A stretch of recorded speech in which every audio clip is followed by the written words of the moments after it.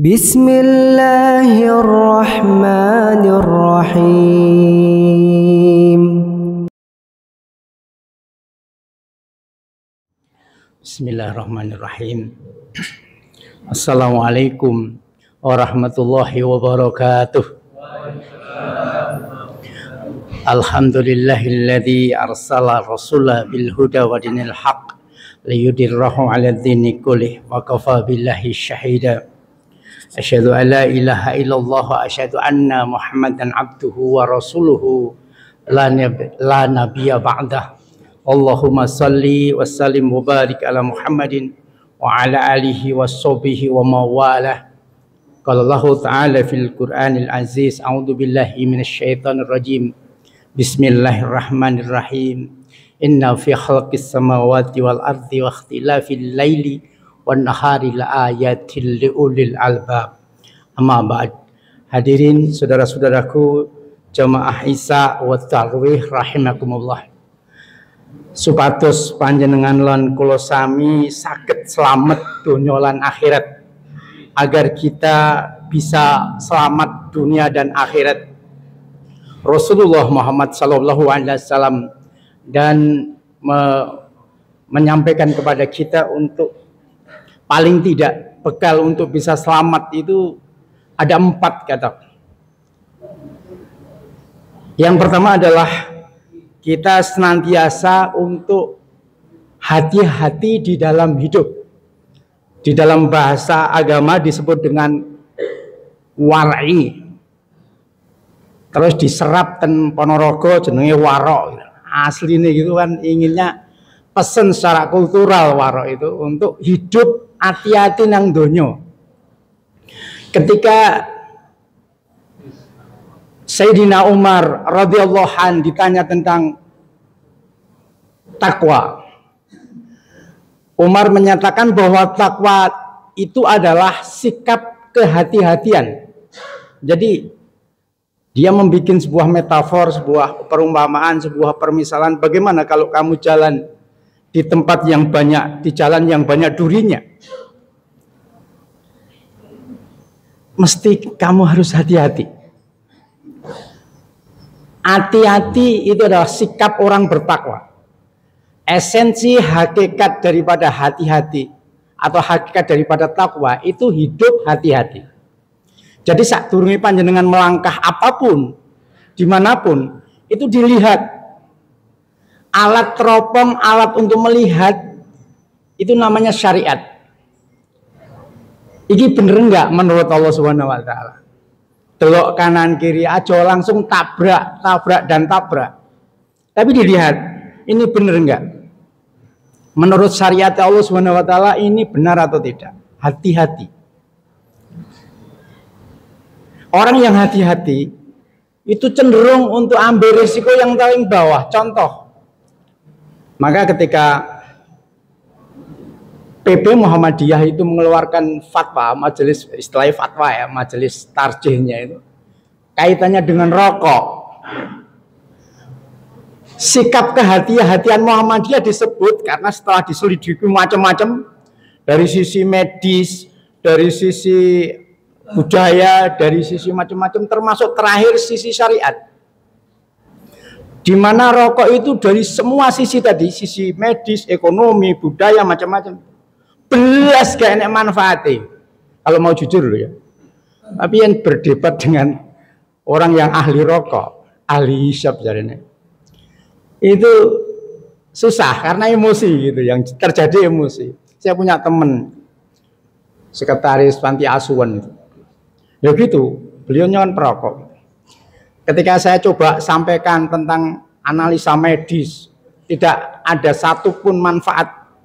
Kemudian disebutkan juga soal-soal yang terkait dengan kandungan nikotin yang ada di dalam tembakau yang sekian gram, yang panjangnya kurang lebih antara berapa itu, berapa senti itu, dan sebagainya diuraikan secara detail gitu.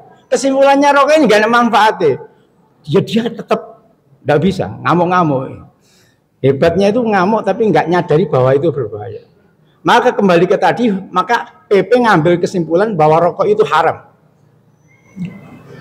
agak guyone Pak mantan rektor Universitas Muhammadiyah Malang yang jadi Menteri Agama itu, Pak siapa?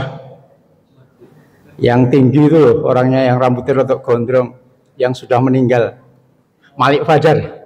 Bapak Malik Fajar itu guyone gara-gara fatwa itu saya itu sebenarnya ingin keluar dari Muhammadiyah. Karena jago rokok dia. Tapi saya merenung, kalau saya keluar dari Muhammadiyah ya apa gitu. Mosok kalah karo hawa nafsu. Jadi hati-hati hadirin sekalian. Sikap hati-hati. Yang kedua, setelah war'i tadi, setelah kita bersikap hati-hati tadi, yang kedua adalah bagaimana kita ini di dalam hidup itu menyadarkan kehidupan kita untuk senantiasa mengembangkan sikap mahabbah.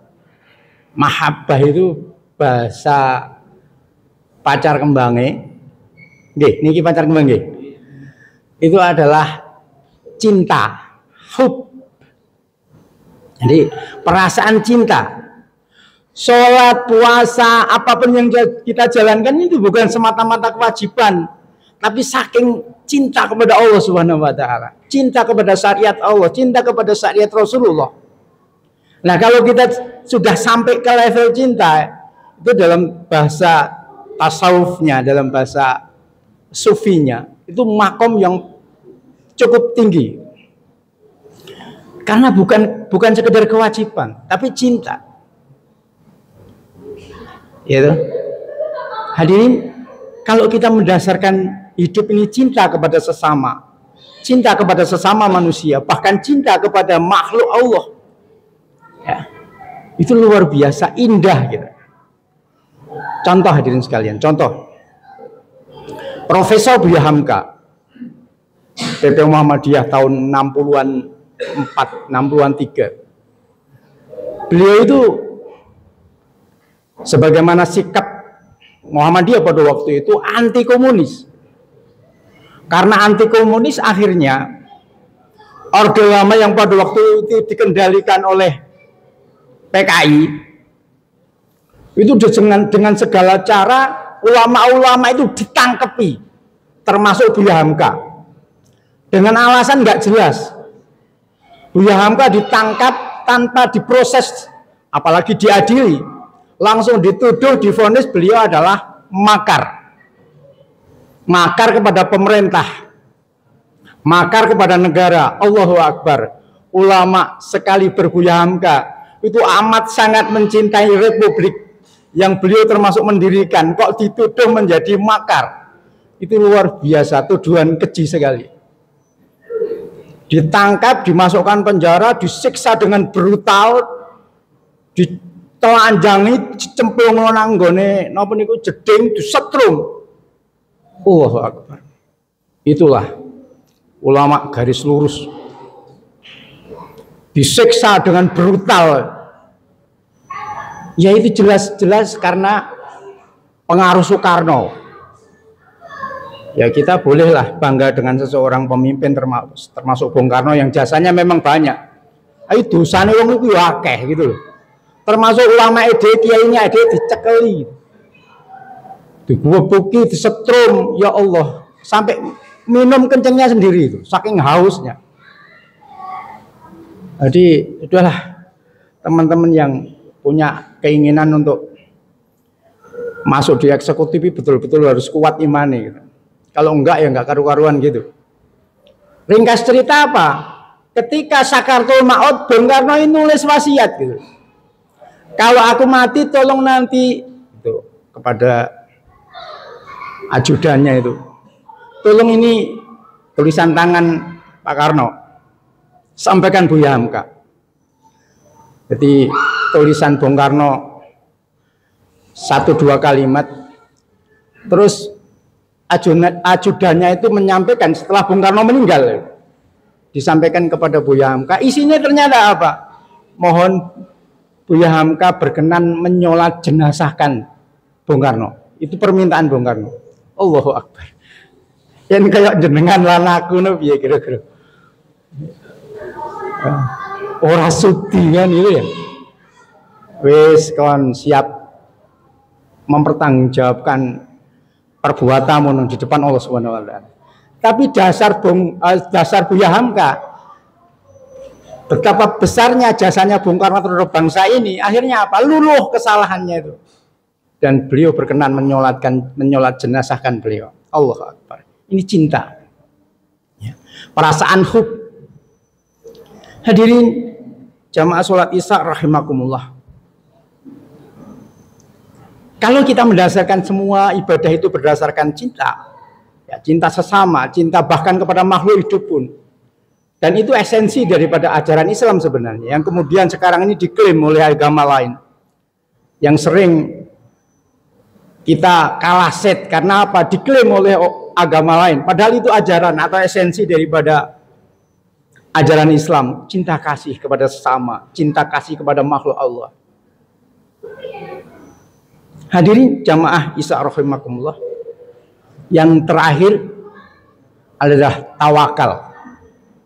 Jadi salah satu kita bisa selamat adalah berhusnudzon kepada Allah, tawakal. Berserah diri kepada Allah. Berserah diri kepada Allah tentang ketentuan kepada kita. Kalau menukil lagunya Ebit G.Ade, berserah diri atas ketentuan Allah yang dikenakan kepada kita.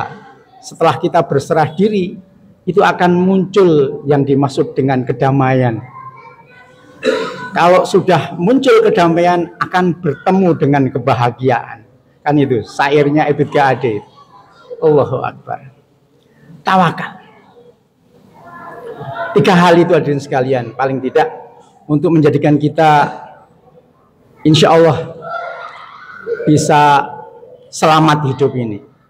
Apalagi akhir-akhir ini kita hidup di tengah zaman yang penuh dengan provokasi, yang penuh dengan jebakan, yang penuh dengan berbagai tipu muslihat luar biasa. Ketika kita membekali diri kita dengan kehati-hatian, dengan sikap cinta kasih, dan juga bagaimana kita membekali itu dengan sikap tawakal, insya Allah kita akan selamat, keluarga kita akan selamat, anak cucu kita, istri dan kerabat kita akan diselamatkan oleh Allah Subhanahu wa taala. Aku liqul hada wa astaghfirullahu li wa lakum. Wassalamualaikum warahmatullahi wabarakatuh.